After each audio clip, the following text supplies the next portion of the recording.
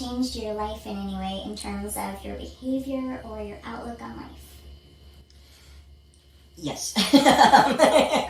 Yeah, it's, for one thing, it's humbling. I used to have a rather superior attitude that, I had the truth, and you had, if you disagreed, you were either ignorant or you hadn't thought about it as much as I had. Now, I guess I'm more curious about why other people believe things. I'm more accepting of other beliefs, even if I think people are being unreasonable and I just outright disagree with them, and then just don't understand why I can't get through to them. It's okay. It's whatever. And I know that might be hard for some of the listeners to believe, considering how I present myself on the channel. Which, a couple of defenses for that. For one thing, when I call out what I consider to be professional con men and liars, that's different than talking to someone that I consider to be an unfortunately misinformed person on the street. And second of all, I'm not really making the channel for believers. I'm not trying to confront them. This was more because first of all, selfishly, it's for myself, because I wanted to talk about certain things, and the audience is more intended to be people who have left the faith and I didn't really have anyone to talk to when I was coming out of the religion, and it's an isolating, painful process when the entire world and everyone that you relied on is gaslighting you and telling you that you just want to sin and not taking you seriously. It's a terribly isolating and harmful process, and I wanted anyone else who was going through that to be able to watch a video where I tell them, like, no, you're not insane. These things do make sense and these other things don't, and go over the reasons. And so I'm not, I know how I present myself in the video is not how I would ever talk to a believer. I work with Christian, and occasionally we have discussions about religion and atheism, and so far they have always been very polite conversations, and I'm kind of glad to have him in my life, because it reminds me that there's more to Christianity than the apologist professional liars and the trolls who show up in comments, which not every Christian who's commented is a troll. I've had actually some nice ones show up and have constructive things to say, and we've gone back and forth, and it was polite and lovely. But I'm a much more respectful person than I used to be. Much less arrogant about how righteously correct I am.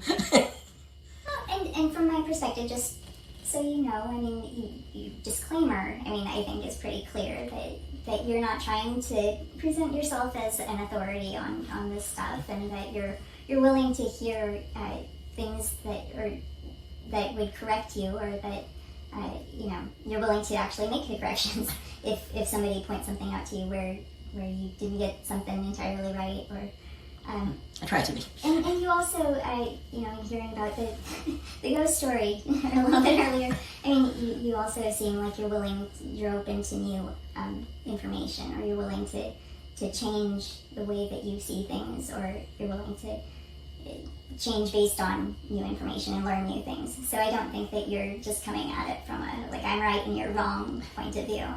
Okay, I try not to be. I think I do recognize that as having been a problem in my past, so it's something that I try to not be that way anymore. That's a good change. Has becoming an atheist shaped your views on politics? I was, most of my life, I've been more right-leaning than not. I guess I was never very passionate about politics, or certainly never really tried to be that well-informed. I was just a good Republican in a Republican family, and the people I looked up to were telling me, how good the Republican policies were and how bad the left was, and so I was just happy to be included in that party, and just accepted whatever I was told. And a lot has changed. I would say I'm on a lot of things. If I had to define myself, I would say I'm center left on some things. Some things I just haven't even tackled yet, because one thing at a time. I can't. I don't want to just do it again where I just okay, I was a Republican, I believed everything, and just walk through life, believe what I'm told, and I don't want to just, oh no, I'm standing over here and I'm going to believe everything I'm told by these people. I want to think it through before I before I believe or have a strong opinion on any of the issues. But there are some things that I have definitely changed on. One of it, I think, would be the death penalty, which I was very much in favor of, just because the Bible tells me so. And now, I guess partly because I have changed so much, and full disclosure, I've never killed anybody, but I have changed a lot as a person. My entire belief system has been turned on its head, and I know that in my time when I was first moving out of the religion and found myself on my own, not really sure where I was going with all of this, struggling with trying to make sense of something that was not sensible. I was a very depressed, angry person who drank way too much and just wanted to be left alone. And if you tried to talk to me, I was a nasty person. I was, and I mean, I've changed a lot. I hope, and I think just killing someone takes away all potential for betterment, and I'm not a big fan of punishment just for punishment's sake anymore, which I kind of used to be. I used to be all about divine justice is, blah, blah, blah.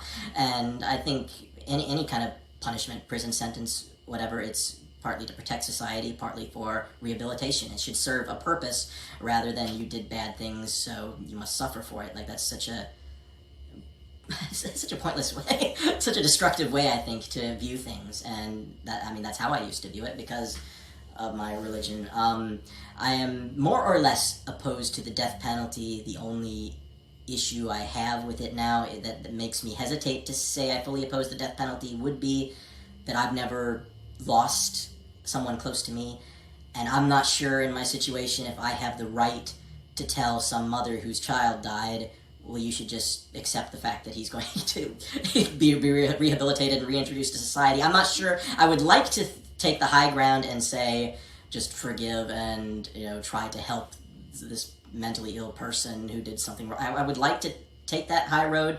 I'm not sure if I have a right to demand that of other people, I guess. So that's a little bit of a moral hang-up for me. It's complex. It is complex, yes. And I'm willing to admit that now. I'm willing to have a nuanced discussion about it rather than just, but Bibles say, like I used to. So so that's progress.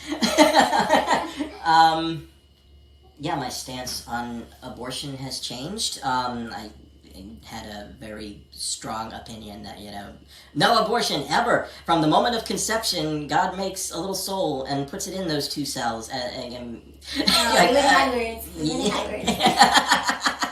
Yeah, I was very much opposed to it and very uninformed, I think, on what the average person who's advocating for abortion really even wants. Like, I bought into the whole, up to the last day of the pregnancy, you're going to rip the baby out, throw it in a trash bag, drop it in a dumpster, and leave it to perish. Like, that was my understanding of it, which was a very... It breaks my heart that people actually believe that. Well, did you see the debate? Did you see the debate between Trump and Biden where Trump said that they were advocating for abortion up and even after birth? Yes. The problem they have is they're radical because they will take the life of a child in the 8th month, the 9th month, and even after birth. After birth, if you look at the former governor of Virginia, he was willing to do this. He said, we'll put the baby aside and we'll determine what we do with the baby, meaning we'll kill the baby in the 9th month and even after birth, because some states, Democrat run, take it after birth. Again, the former governor of Virginia, put the baby down, then we decide what to do with it. So he's willing to, as we say, rip the baby out of the womb in the 9th month and kill the baby. That is simply not true. The Roe v. Wade does not provide for that. That's not the circumstance. Only if a woman's life is in danger, she's going to die. That's the only circumstance in which that can happen. But we are not for late-term abortion, period. Period, period. I mean, that's... People do believe that. It just saddens me. Yeah, I know that they do, but... Yeah, I'm glad you don't now, right? You don't now. Right, yes. So, yeah, I mean, I have no problem with early stage abortions. If you just want to flush a fertilized egg out of your system, it happens naturally anyway. There's no soul, there's no mind, I could pull out one of my hairs and kill more cells, kill more human DNA. And I mean, it's the potential for a life, but every moment that you're not having unprotected sex is a wasted potential for life. So, whatever. I guess I do feel like there is a point where, of course, the child is in a range where it can feel pain and is not necessarily able to survive on its own. And I don't know, I feel like there should be some range where, in an emergency, to save the mother's life, okay. If not, maybe wait until the baby can be viable after birth. Maybe, I don't know. I feel like, again, this is something that's worth discussing rather than just me. This is another complex issue. Yes, yeah. That's one of the things I've found since leaving the religion, is that there are complex issues that we can actually talk about rather than just beating someone over the head with your Bible and saying, book says, book says. Well, and I mean, unfortunately, the women or the people who get the fetus to the point where it's viable and able to feel things actually want to have that baby. A lot, as most of them do. Right. So, yeah. At that point, when people have to have the pregnancy terminated, it's not a good situation for anyone. Right. Yeah. There are some things from my Republican mindset that I have not yet fully deconstructed, like economics. I used to be very far right on that, and now I am at the point where I just freely admit that I am not educated on it enough to have an opinion. That is where I am at now. I have not embraced a more leftist view of that yet, but I just admit that I don't know, and I'm going to have to figure that out before I try to tell anyone else what to think about that. And I think probably the most important takeaway from all of this is that I've realized that either I was very oblivious to the depths of the Republican Party's corruption, or it has changed a lot. I'm not really sure if I was just oblivious back then, but it seems to have become heavily influenced by evangelical nutcases, conspiracy theorists, and Christian nationalists. We're not even close to more. We're degenerates. The Constitution is not suited for governing degenerates. I think for our population that is degraded morally and culturally, and religiously, as far as we have, you need power. Men must be governed. I don't think constitutioning even harder is going to get us out of our current mess. And then eventually, like a Caesar type rising through the ranks, a populist, figure, and the people, the political will, the people are desperate, and they're like, yes, do it, so-and-so, and then so-and-so, Constitution be damned, just rules with an iron fist, and like a Cromwell type.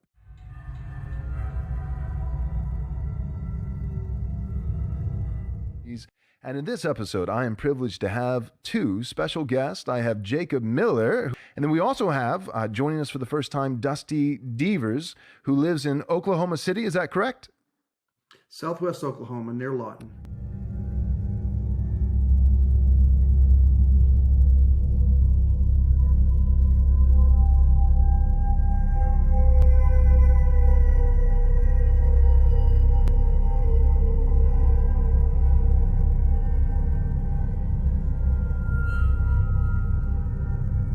We don't need more political candidates in this country.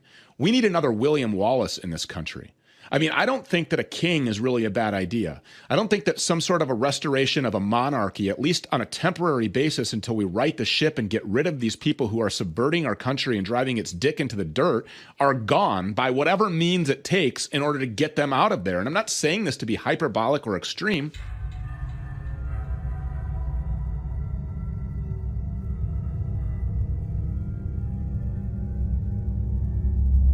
Person who could lobby Speaker McCarthy more effectively than we can, apparently, is Arizona Congressman Paul Gosar, who joins us now. Congressman, thank you so much for coming. We appreciate you being here.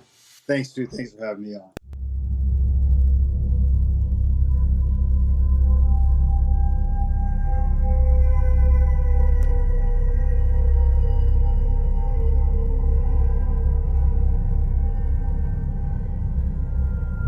You're absolutely right. Without sharing, too many details or names, it is a fact that people, massively influential people, high up and it's not just that we have a speculation. No, they are calling us, texting us. You can keep patting yourself on the back and consoling yourself. Christian nationalism will go away. It will go away.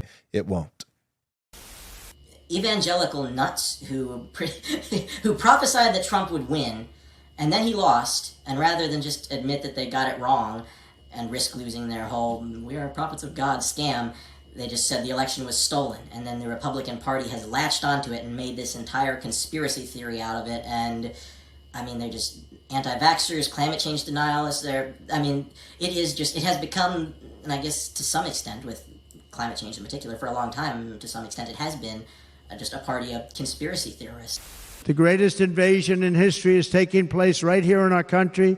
They are coming in from every corner of the earth, not just from South America, but from Africa, Asia, the Middle East. They're coming from everywhere. They're coming at levels that we've never seen before. It is an invasion indeed, and this administration does absolutely nothing to stop them.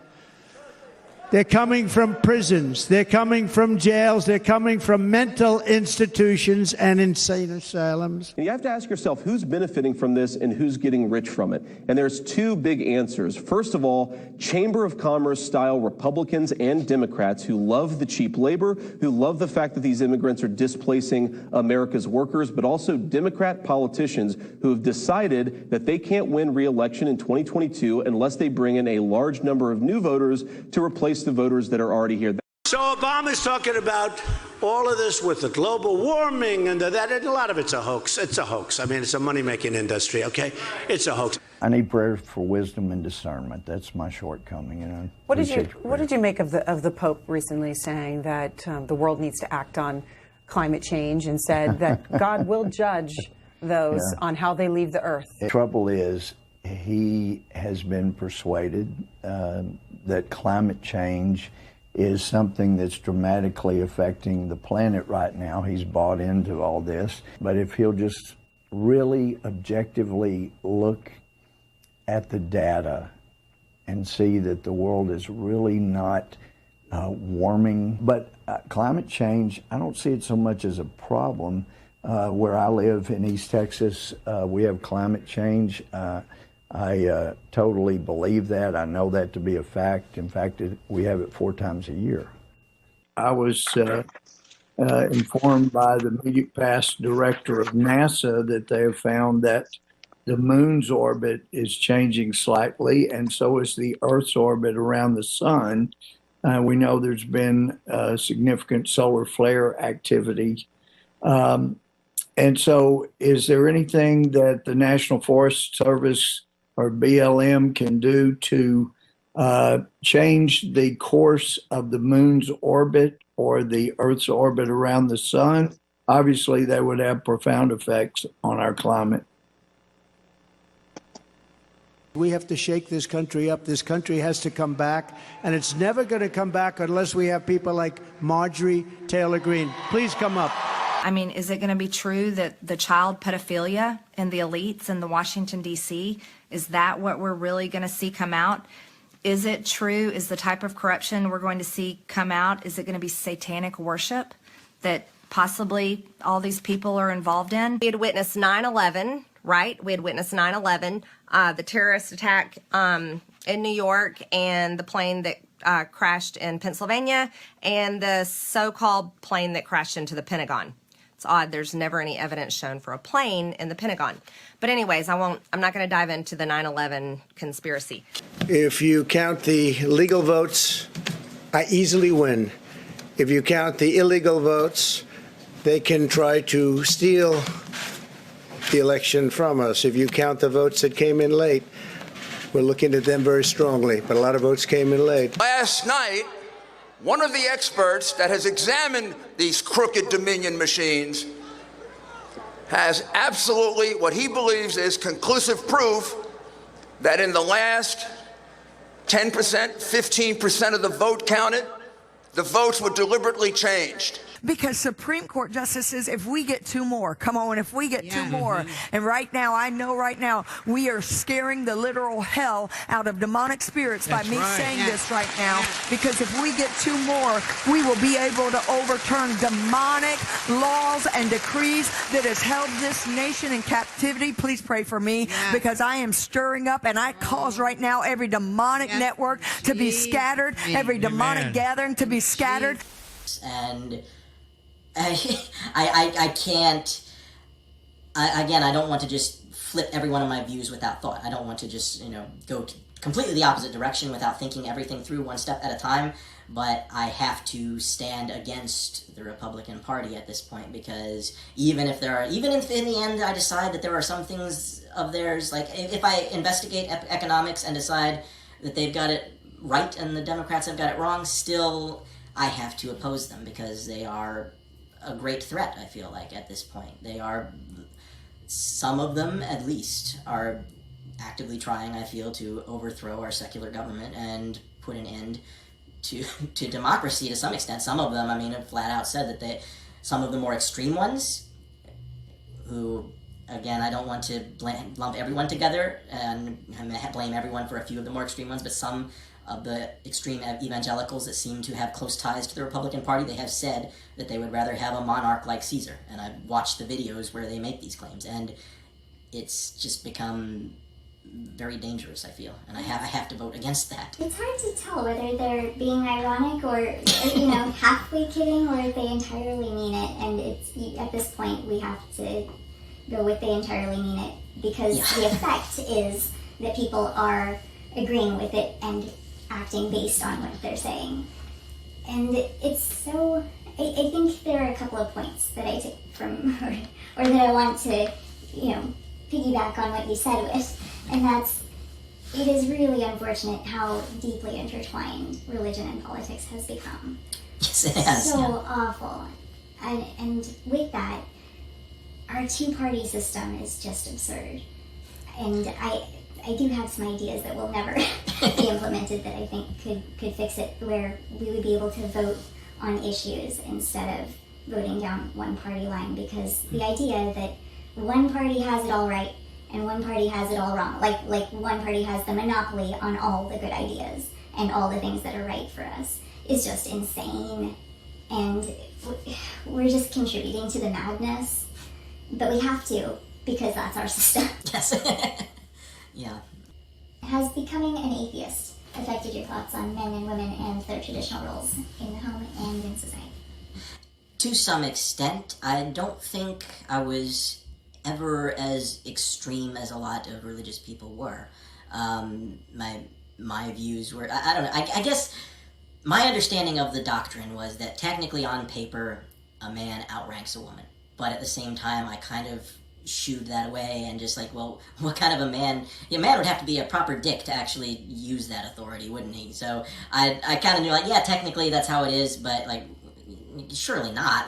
Come on now, you wouldn't actually act that way, would you? So, but at the same time, some of my ideas, I would say, were deeply flawed. Like I was isolated and very much raised in a traditional home, which is, is how my mother wanted it, and so. But I remember at the Messianic Jewish congregation. Sorry, I just want to make sure the camera hadn't died. But yeah, I remember she talked about how she had some children, and she talked about how she had worked before that and was probably going to work again after they left the nest. And I remember being gobsmacked by that, like the woman working, really. It's like, I don't know, I guess, and to some extent I thought that the women were just programmed in their brains to want to be at home, and I don't know, it kind of shook me a bit, but when it was over, I was like, okay, well, good for you. It seems weird to me, but if that's what you want to do when the kids leave the nest, go back to work, that's fine. And of course I have heard different people in the congregation, different people I've interacted with in other aspects of life who have, have much different opinions, that the woman is supposed to submit to her husband, and to have her submit to an employer is undermining a husband's exclusive authority over her, and women shouldn't be in the workplace because then they will tempt the men, which is an odd confession to make about your own wandering eyes, I suppose. But yeah, I thankfully never took those kinds of arguments that seriously. I just thought, like, it seems like you have a certain way of life that you consider to be normal, and you're kind of just post hoc coming up with excuses to feel like it's not a choice, it's a moral superiority for you. And so, I mean, to some extent, yes, my views have changed, that I no longer think that men and women are just programmed in their brains that the men want to leave the house and the women want to stay and have the babies. Like, I know a bit better now. But that, I don't think like that was, out of all of my flaws when I was religious, I don't think I was as flawed in that department as in some others. So do you feel like there's been like a noticeable difference at all then, or has it? In what, in how I view men and women? Yeah.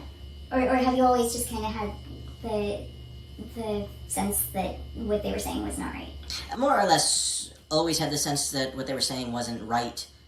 I guess I kind of acknowledged resentfully that, well, yeah, on paper it does say that the man is superior to the woman or should have authority over the woman, and I didn't like it, and now I'm just happy to shrug it off and say, ha, it's bullshit. I don't even have to be bothered by it anymore. So, so yes, I guess in that extent it has changed me, yes.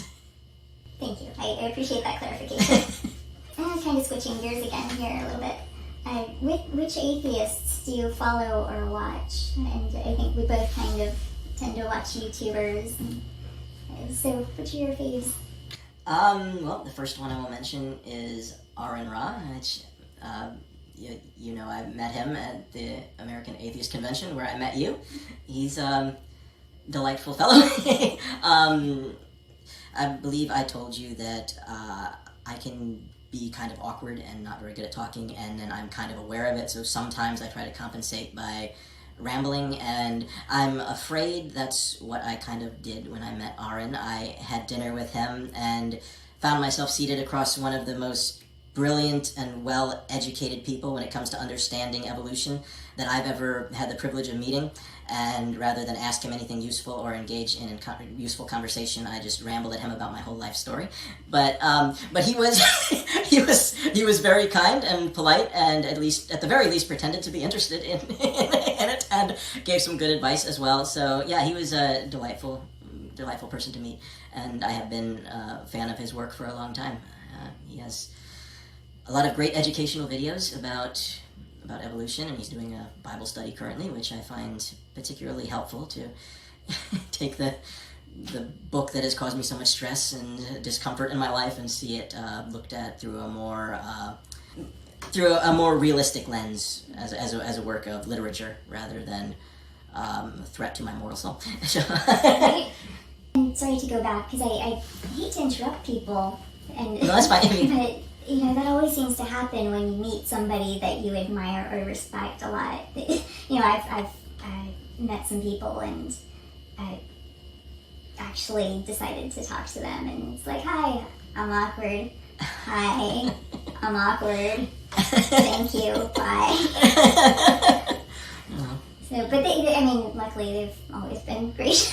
That's great. And you know, they don't make me feel bad. And I actually got to spend some time with Dr. Ben at the last convention in Phoenix, and did pretty much exactly that. And he was very nice about it. And we actually went to a drag show and karaoke the next day, so that was very cool. Okay. Yeah, other people, Gutsick Gibbon, learned a lot from her channel. I'm not sure if she actually is an atheist. She has, in older videos, said some kind of remarks that I can't quite remember. I believe she said about how she doesn't believe in the young earth side of it anymore, and she keeps her faith and her science separate.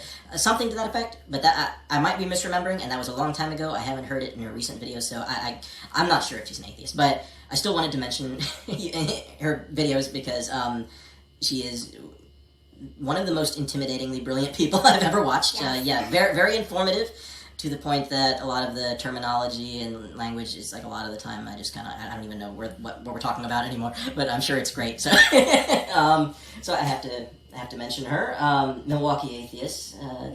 I do love their channel.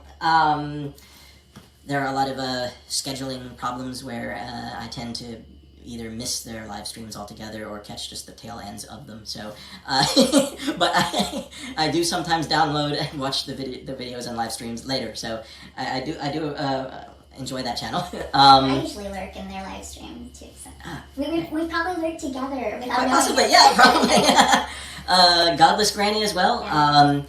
Have to mention her. Met her at the convention as well. Again, missed most of her live streams because of scheduling problems. But what I have seen was brilliant. Sir Sick, he is an entertaining channel and informative, and I have to give him a shout out because when my channel was first starting out and virtually nobody was watching it, he shared it on Twitter, and I got a spike in my views and got some momentum. So. Much gratitude and appreciation to him, and he has a great channel as well. So. He does. I watched a lot of his videos. I enjoy him. Logic, I will mention him. He's brilliant guy. You may not think it by first looking because of the outfit, and there seems to be some kind of lore, especially in his older videos, where there's some kind of storyline about him being trapped in hell, and I don't even know. There's some kind of inside jokes that I don't get because I haven't been there long enough. But I will say he is one of the best channels I've ever seen in terms of if he disagrees with something, he will do the research, give citations, look up the other person's sources, show you where it's wrong. And there's a paper trail with every move he makes. He'll never just blurt something out and leave you wondering if he pulled it out of his ass. Like you can follow every step he makes and see also where the other person went wrong and look at the sources. His debunking Kent Hovind series was very thorough and quite well done. So shout out to him. Apologia would be another one. His content was a big help to me when I had pretty well reached the point where I had rejected young Earth creationism entirely after having looked into it a bit more, and with it more or less rejected the entire religion, but was still concerned that what if I got something wrong, because what if somehow the whole gospel message is still true even if the biblical account got messed up somewhere along the line. I was still worried about it, and a lot of his content helped to make sense of it. He helped me get over some of the obstacles. For some reason, I just couldn't wrap my head around the fact that somebody would have written all this down if it didn't happen. Which, I mean, even though that's exactly how we got things like the Book of Mormon and most any other religion or mythology, but for some reason it just was mind-boggling to me to accept that. And he went over a lot of his work with the New Testament and explaining his ideas on how the mythology of that formed. That helped a lot and helped to just get over. I was already pretty much intellectually an atheist, but he helped me with the anxiety and the emotional concerns that came with my new position as an atheist. So shout out to him. Owen Morgan, Telltale. I think he has probably had the single greatest influence on my politics and making me aware of a lot of the Christian nationalist agenda. And he's very good about, he doesn't take little clips from here and there out of context that you just kind of have to take his word for it that that's what's going on. He will play long sections of conversation between different people, and you get to hear the whole conversation and the demented things that these Christian nationalists say, and then he will demonstrate how, here's that same person, speaking at an event with this senator, and see how these people have become buddy with people who are actually in politics. And he did a lot toward explaining what Christian nationalism was and how it's not just some fringe thing anymore that we shouldn't care about. No, it's very much got its fingers in our government. So he helped a lot with that. And quick shout out to Star Talk, hosted by Neil deGrasse Tyson, who I think would probably be mad if he found out that I was lumping him in with atheists. I'm often asked, occasionally in an accusatory way, are you atheist? The only ist I am is a scientist. I would say if I had to find a word that came closest, it would be agnostic. There are many atheists who say, well, all agnostics are atheists. okay. I'm constantly claimed by atheists. I find this intriguing. And some will say, well, you're not being fair to the fact that they're actually the same thing. No, they're not the same thing, and I'll tell you why. Atheists I know who proudly wear the badge are active atheists. They're like in-your-face atheists, and they want to change policies, and they're having debates. I don't have the time, the interest, the energy to do any of that. Even so, very educational channel, very good, so I won't mention it anyway. There are people who provide value from that side.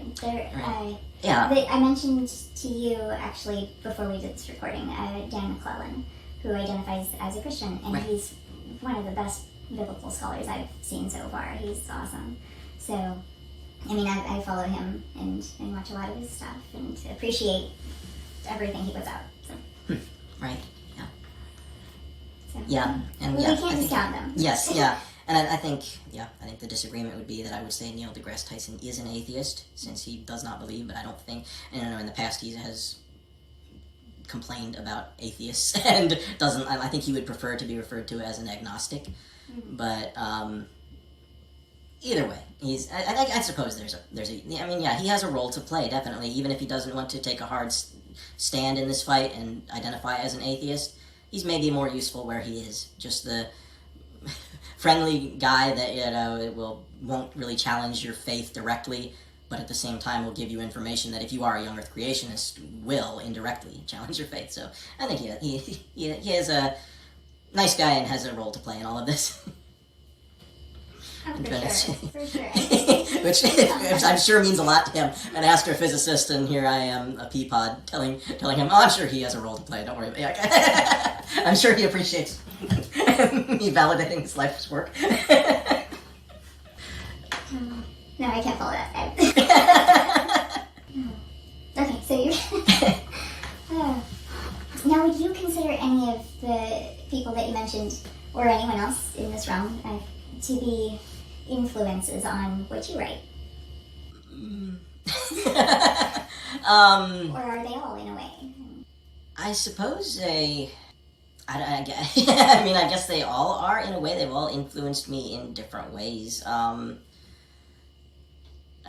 think R.N. Ra is probably one of the ones that I have learned the most from in terms of evolution, and even what the theory of evolution is, as opposed to the straw man version of it that I was raised with, where somehow cosmology and every other ology that they reject is all part of the theory of evolutionism that says that we came from rocks and dogs gave birth to non-dogs, whatever.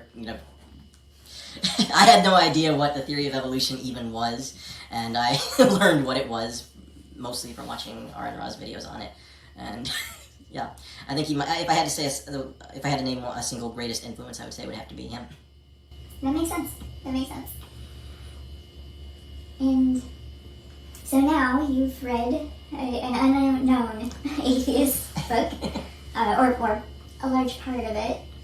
Have you read any other books or articles from the well-known atheists? Not so much read, but I have listened to the audiobooks from several of them. That counts. Yes. Understanding Jehovah's Witnesses by Owen Morgan. Foundational Falsehoods of Creationism by R.N. Ra. Deconverted by Seth Andrews. God is Not Great by Christopher Hitchens. And I'm currently in the middle of The Blind Watchmaker by Richard Dawkins.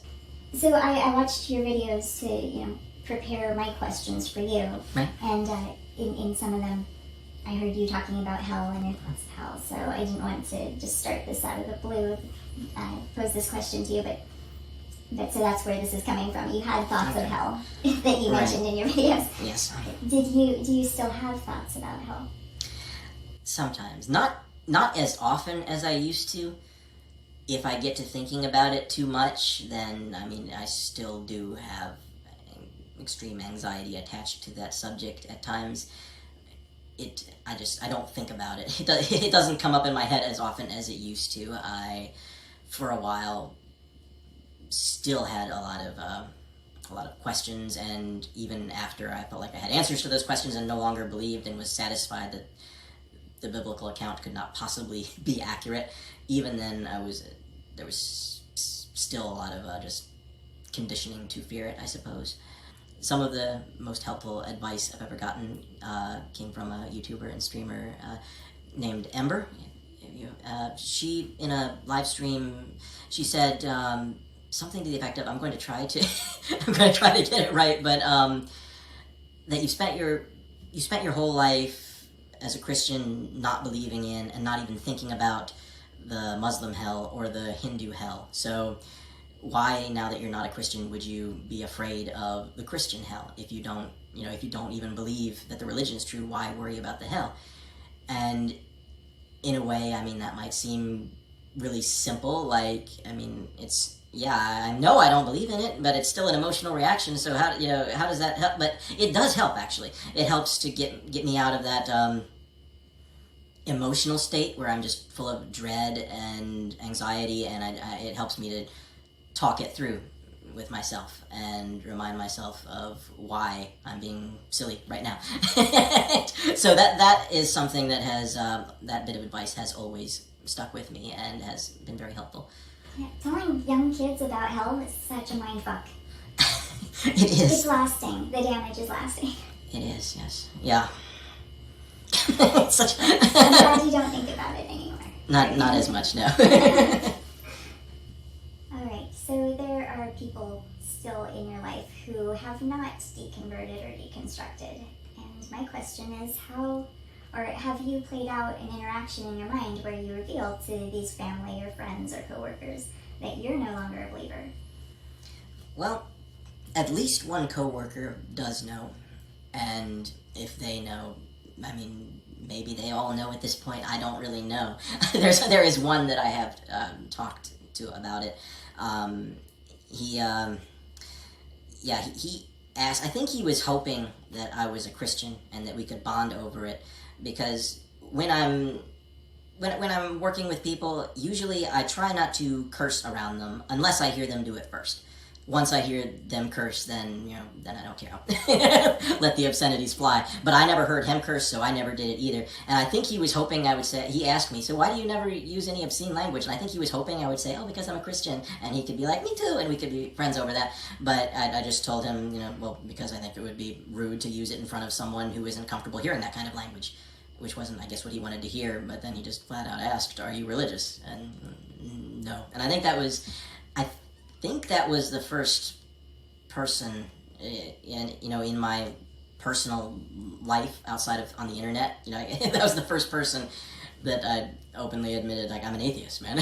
So, and yeah, he I can't remember if it was on video or if it was just talking amongst ourselves, but I mentioned that there were Christians in my life that I was kind of thankful to have to remind me that they're not all professional liars and trolls. That's him. we get along well. We've had some good conversations.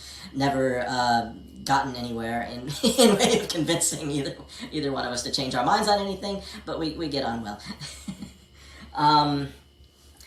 As for my family, it was a difficult time just when I left the Messianic Jewish movement and became more of a mainstream church on Sunday kind of Christian.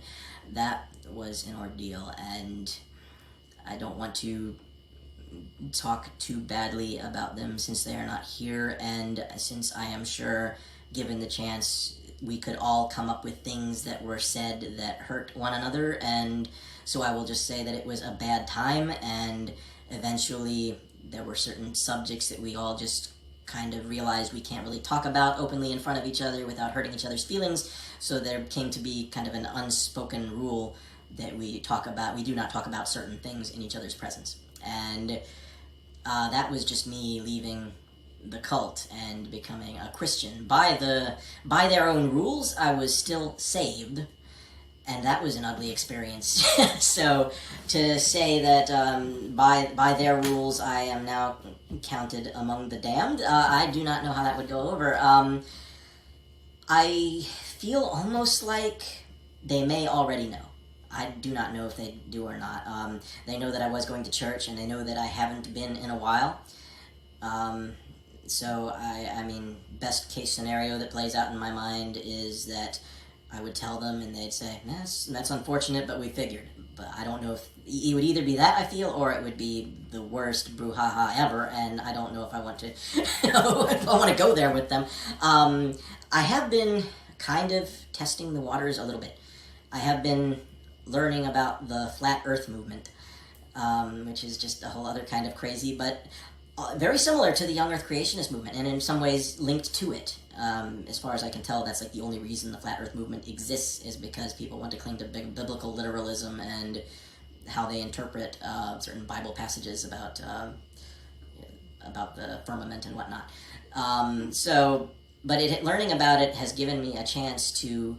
My parents are not flat earthers, so it's something that we can both laugh at about how silly it is that these people are just believing something that science shows is not true, right? Something that, there's no reason to believe except, that they want to believe it, and the science says otherwise, right? How about that, And so it's, I don't know, I've been, laying the groundwork, I guess, for a confrontation about their young Earth ideas. And I don't know if they know what I'm doing. I almost feel like to some extent they do, because almost as pretty much in direct response to my bashing the flat Earth movement on one of my phone calls with my parents, my dad came up with, that's not biblical, and even, anyway, the moon and the sun, they're the perfect size to give us a perfect solar eclipse. So that shows that they were put there. And they're not the perfect size. The sun does peek out around the edges.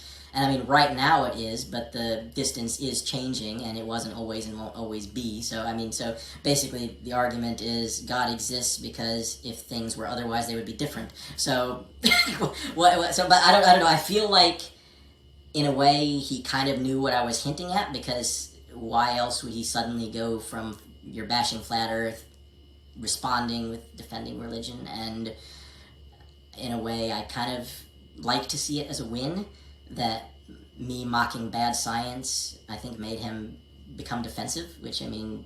You know you're in the same boat, don't you? But I don't know. I don't think I'm really ready to open that can of worms and take it head on just yet. Maybe someday I would like to. I don't know. I guess it was so bad for a while, and now we've come to an arrangement where we can get on fairly well, and I don't really want to risk bringing it all back to where it was before, or making things even worse than they ever were. So I don't know. I do think about how it would go, though, but maybe someday. Well, there are family members that I don't try to bring these things up with for similar reasons. Right. So I understand. I think everybody's family is so different. We have to, if we want to get along with them, there are boundaries we don't want to cross and respect we have to give. So, not to their ideas necessarily, but right. But to them. So, that was all my questions. Well, thank you for talking to me, and thank you for meeting up. I appreciate it, and I've had fun. Me too. Yeah, it's not often I get to do this with anyone. Me neither.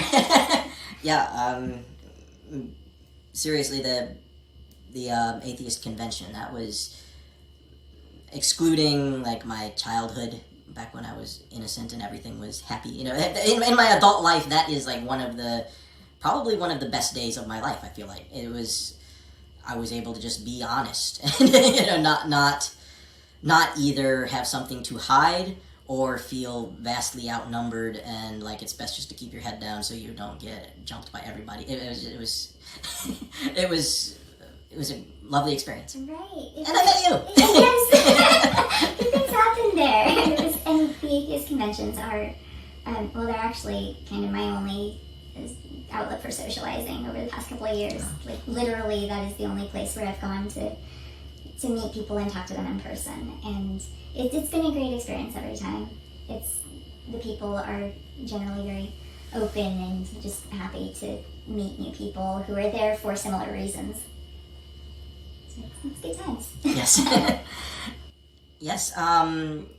Lynn's book, I will have a link to that in the description. Hi, Editing Legume here.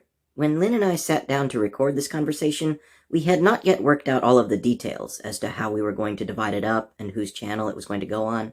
The end result of all of that confusion is we recorded the outro to this video as if it was going up on my channel. For example, I am about to take credit for putting a link to Lynn's book in the video description, and I'm about to encourage you to leave this video and visit her channel. I have no idea if there is going to be a link to Lynn's book in the video description. Hopefully there will be, but if there is, it's not because I put it there. As for visiting Lynn's channel, well, you're here already. Attempting to go there at this time would be very difficult, if not altogether impossible, so I don't think you ought to try it. I apologize for any confusion or existential dread this might have caused. Now, back to the video. Lynn's book, I will have a link to that in the description. The Prophet Stephen, you should check it out.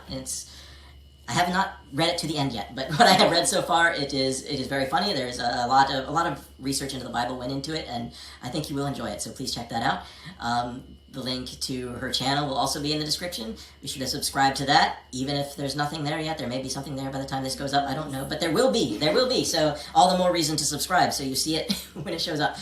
I believe that's about it. That's all I had. Thank you. Thank you. And until next time. It was fun being a vegetable.